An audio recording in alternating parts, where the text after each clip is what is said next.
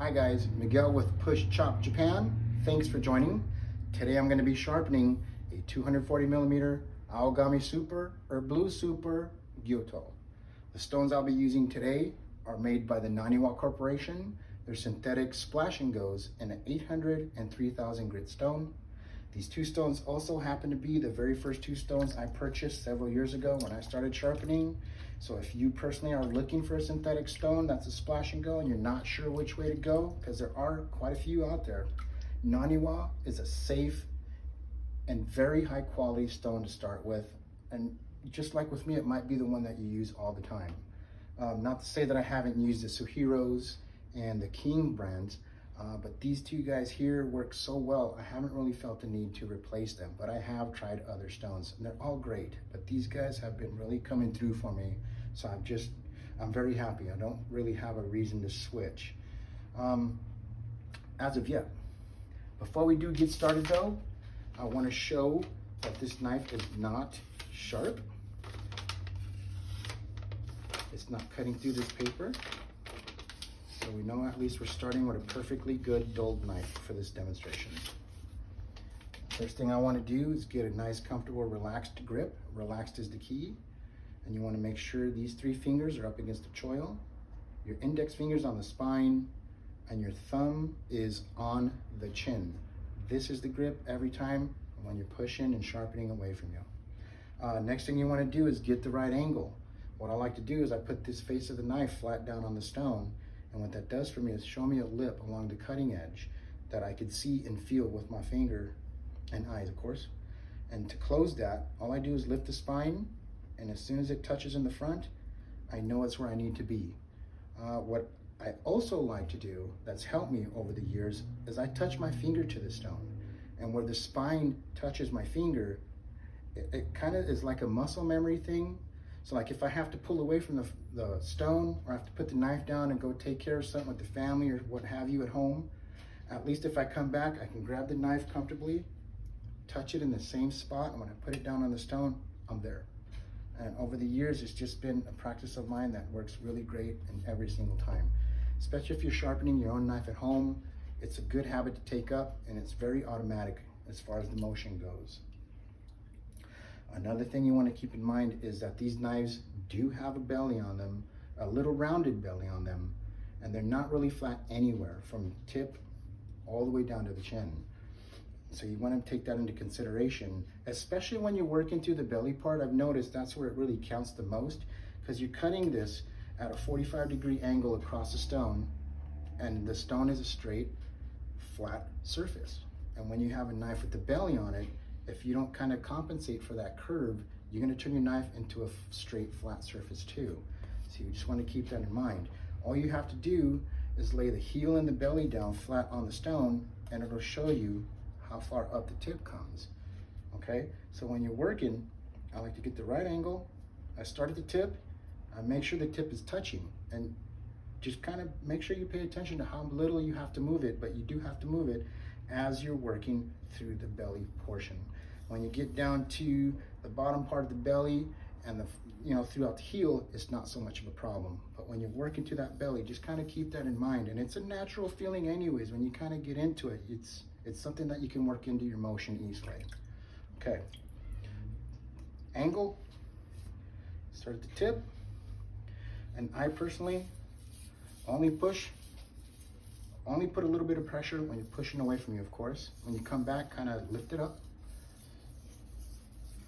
A lot of people like to count their strokes, like people go 1, 2, 3, 4, 5, 6, or what have you, and then they move. And when you move, all you gotta do is slide one finger over, bring the other one to match and catch up. I personally don't really count, but I think I naturally do about 4 or 5 passes before I move my fingers over.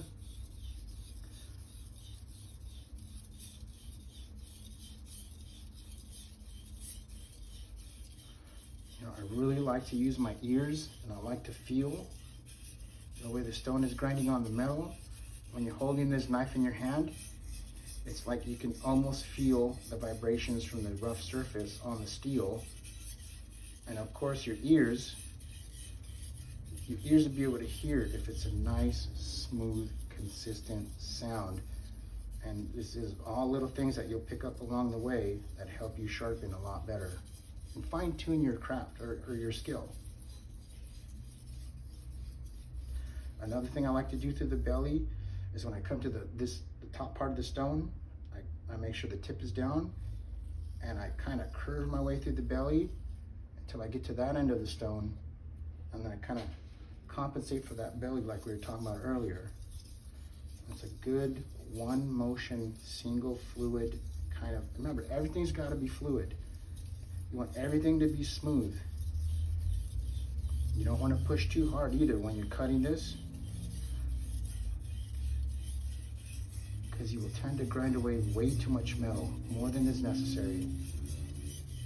Seeing how these knives will last your whole life and then some, over time you will notice them narrow if you're putting too much pressure and you're grinding way too much. So just keep everything fluid, smooth. Remember, finesse that belly. Everything is straight. You only want to pivot in your shoulder and your elbow. Everything else is straight. You want to keep one foot behind you, one foot in front of you, a good solid stance. So you can just kind of swing in a consistent, fluid movement.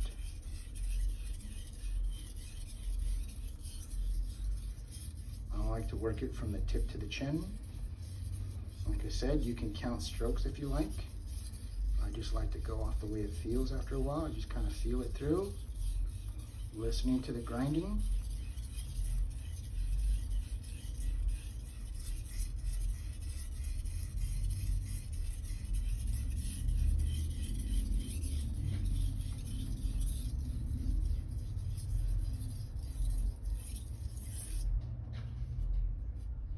Getting a really nice burr on there. And if you maintain your knives regularly, don't wait till they're super dull. Sharpening process is very quick and it's very easy. A lot of people like to get into the habit where they wait till it doesn't really cut much of anything, and then you're just sitting there grinding it. You know, it seems more of a task than it has to be, more of a chore. Like when I start to get to where I can't really easily cut through peppers or tomato skins, I'll just touch it up on the stone. Sometimes it's 2 or 3 minutes work, and you're good. Even sometimes if you don't want to go that far, try it on the stroke. You know, if you got a good hard steel, DDP, something with high carbon, the stroke might work a little bit depending on how bad it is. But I like to make sure I maintain mine regularly. I'm very finicky. When I can't cut through a tomato with ease, I just don't feel like I'm at my potential, or at least the knife.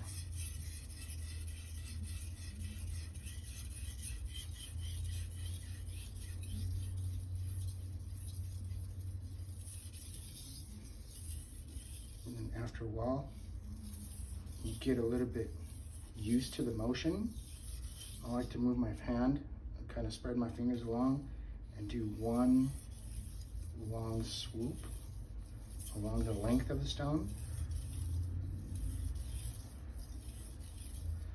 And then just to kind of work it in a consistent way, also the old traditional. Kind of walk your finger down.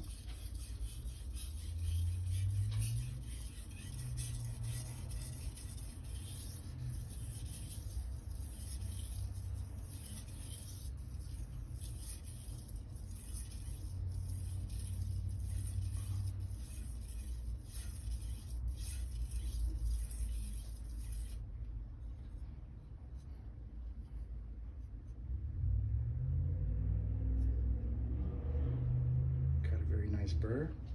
A lot of times also, check out the edge you're grinding. See how consistent that cut is, and it's pretty obvious how it's going. When I first started sharpening, I would have a very nice consistent line, then it would just kind of get wide. Sometimes it get kind of narrow. You want to pay good attention to that, because it'll kind of show you where you need to improve and touch up a little more. Like right here, it seems to be all really great up until you get down to about the chin, and it's kind of narrow.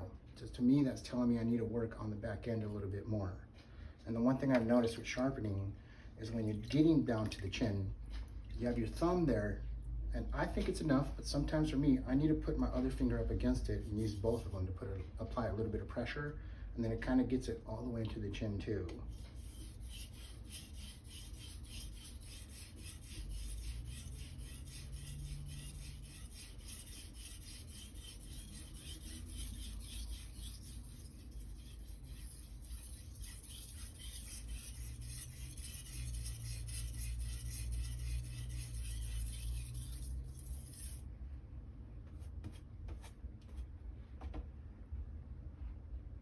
Still needs a little more.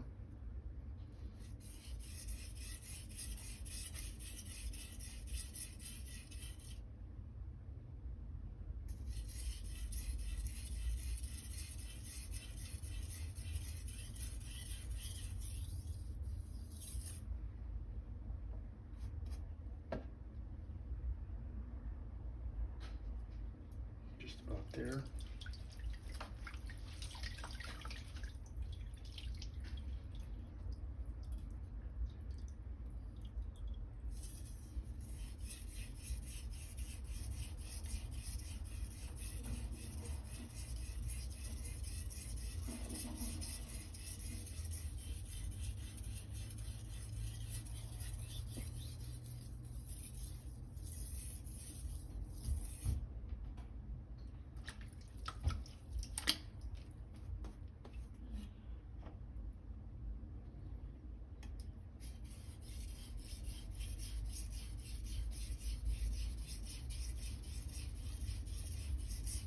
Again, it doesn't really need a lot of pressure.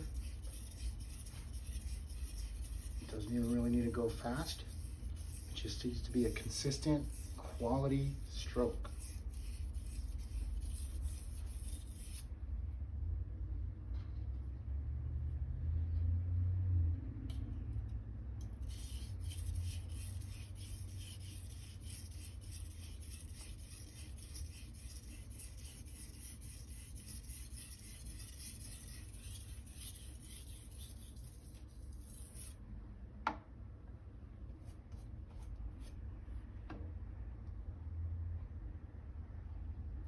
Looking pretty good. Still needs a little more work on the chin.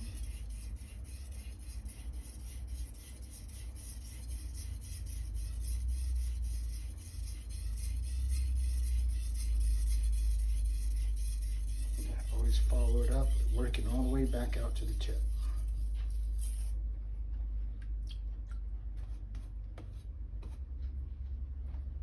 Much better.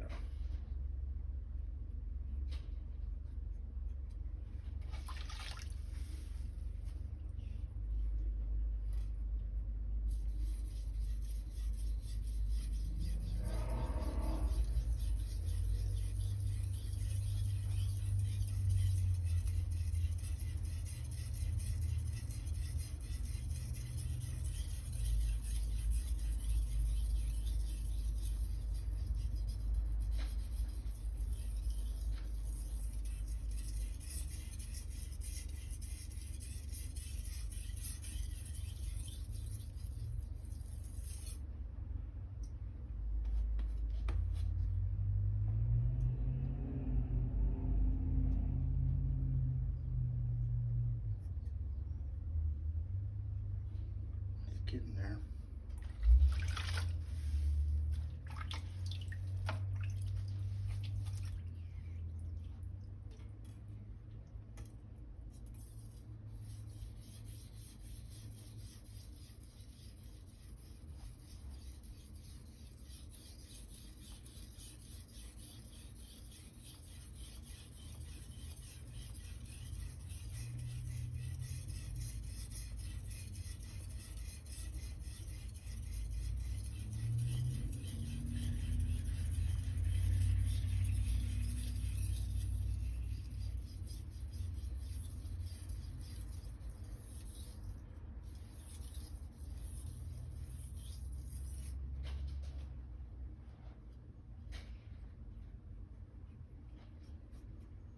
Got a nice little micro burr.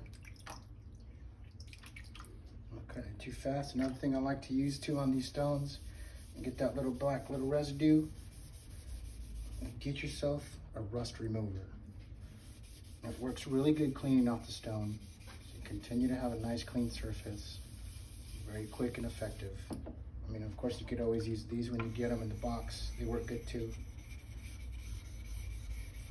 I do love using my rust remover as well to clean it up. It does a great job.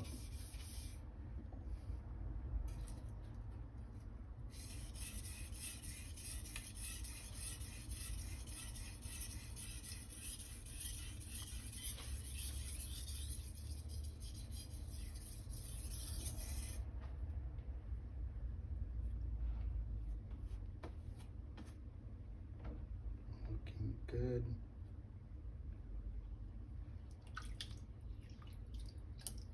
Okay, let's do the other side. The handle's gonna, I mean, the way you hold it's gonna be very different. The index finger goes to the chin and your thumb goes to the spine. 3 fingers still stay where they go. But the forefinger, or the index finger, goes to the chin, maybe the heel-ish, and the thumb on the spine. And this time, you want to put the pressure when you're pulling towards you. Remember, you don't need a lot. It's more or less just like the weight of your hand, because it's more or less just the pass over the stone that really cuts it properly, as opposed to the amount of pressure you put. The grit of the stone is what really does the cutting.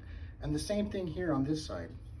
Before I get too far, I'll lay it down flat and I can feel that lip. I just lift it up, and just till the whole lip touches, then I know I'm flat. I do the same thing with my thumb, but remembering where it's at on the heel. Just kind of lift your thumb up off the stone a little bit so you don't grind that off. Just kind of proceed this way too. Just walk your fingers down. My personal preference on my knives is I have like a 70-30 grind. That means on the right side of my blade, this side, I have about a 70% cut. And on this side, I do like a 30%. For me personally, I love the way it cuts. And I just like the edge that it produces. I'm not a straight 50-50 guy as far as the cutting goes. But you know, on some of my knives they are, you know, just to kind of keep the factory edge. I do that on other knives, but on my personal knives, if I have the choice, I cut it to about a 70-30. That's like I said, a personal preference.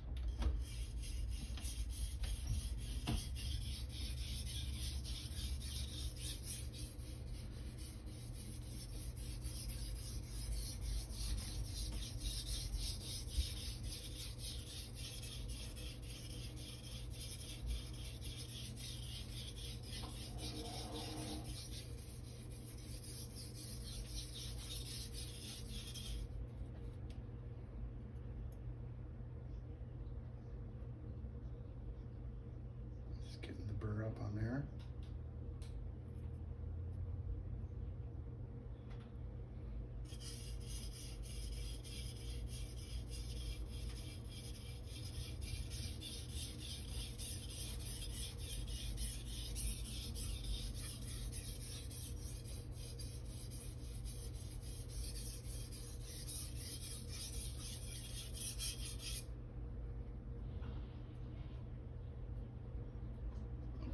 Burrs up on the other side, so that means we're good.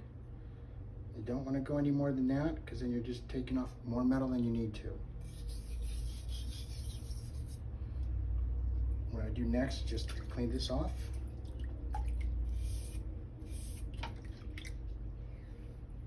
Kind of run it along the stone like I'm stroking it. Start at the tip, get your right angle. Gentle pass, less pressure than you did the other time. I'll flip this over. Very little pressure, almost none. You're just trying to get rid of that burr. You're not really trying to grind it anymore. You're just trying to clean it up.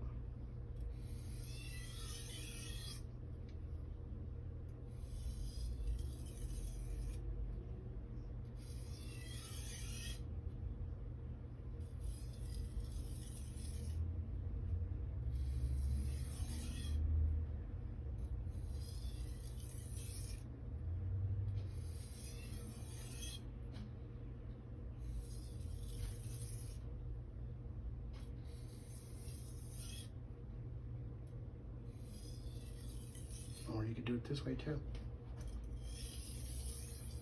This is where I like to use my thumb. I put my thumb down, I get the right angle, and as I'm gliding the blade through, I keep it on the same spot on my thumb, lifting the handle to compensate for the round belly. And it gives me a more consistent and even grind.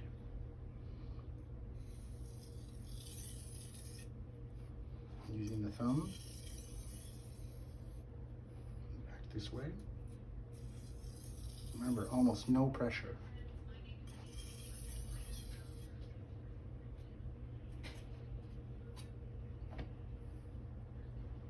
Let's give this one a test.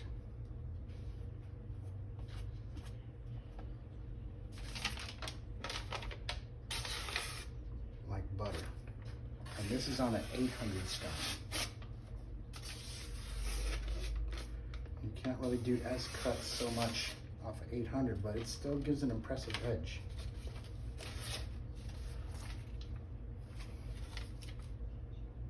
This is off of 800 stone.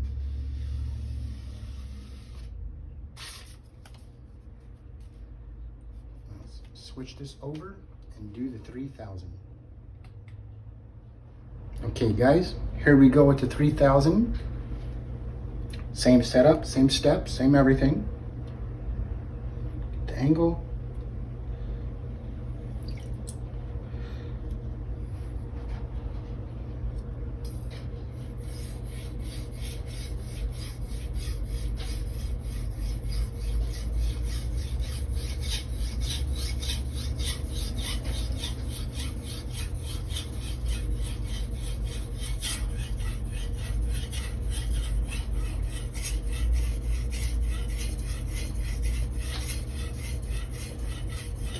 Stone. What this is going to do is refine the edge, give it a different little bit of a polish.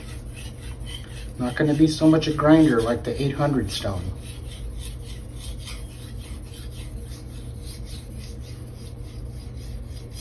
But it will give it a really super crisp edge.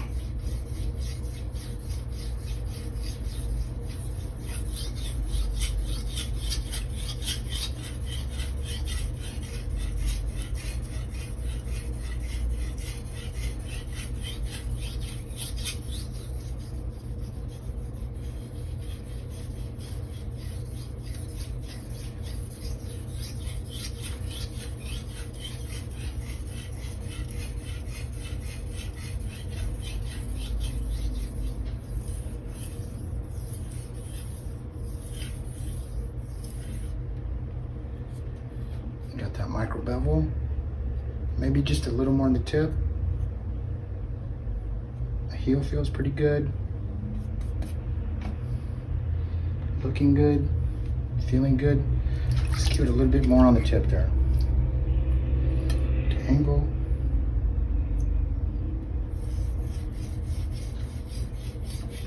Get that burr up, blend it in with the rest.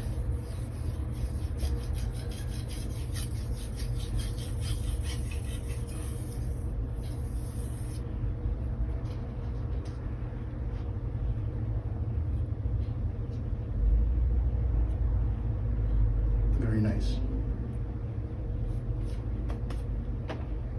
Again, switch the grip up. Index to the chin, thumb to the spine.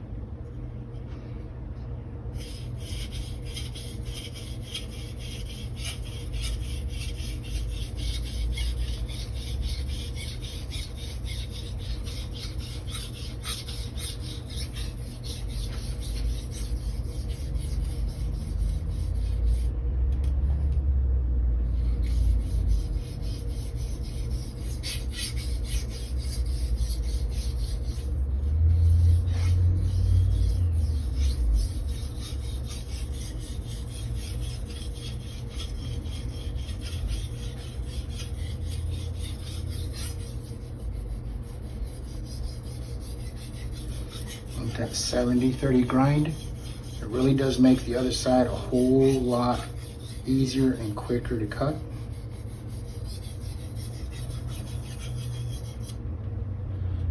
especially if you continually to make sure you maintain it regularly. Don't wait till your knife is too dull to touch it up. It's already got a nice micro bevel. Another thing I really enjoy to do is I try to be ambidextrous, sharpen both of them.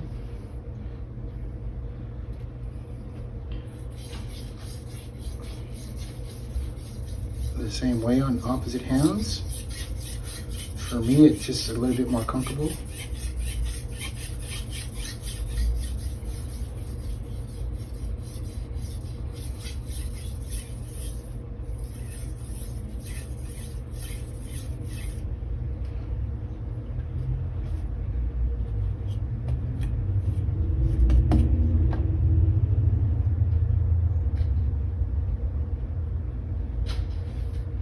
Clean this off so we can do the final stroking.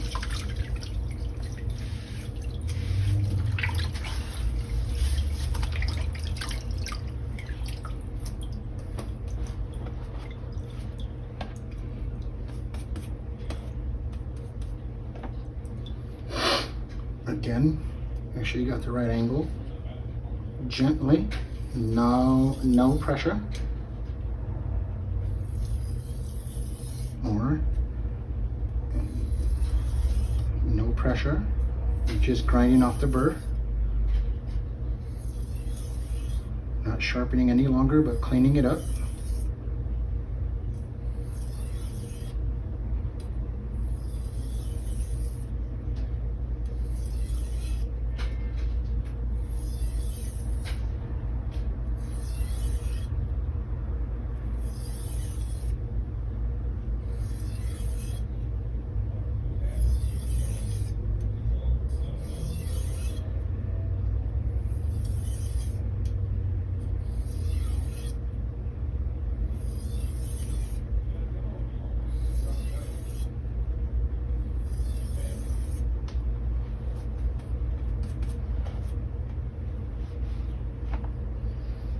Check this out.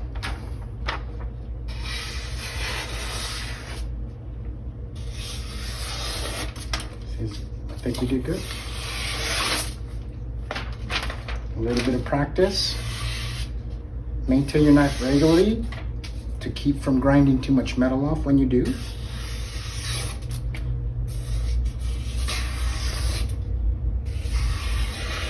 And you will always have a fine-tuned slicing machine. When it comes to the right knife for the right job, what it really comes down to is slicing your product. You don't ever want to mash or chop through it with a dull knife, especially because you're destroying and crushing the cells, not preserving the flavors. Always keep your blade sharp, preserve those flavors, have fun in the kitchen, reach out to us soon, let us know what you think of this video, and have a great time. Hope to see you again very soon. Take care now. Thank you.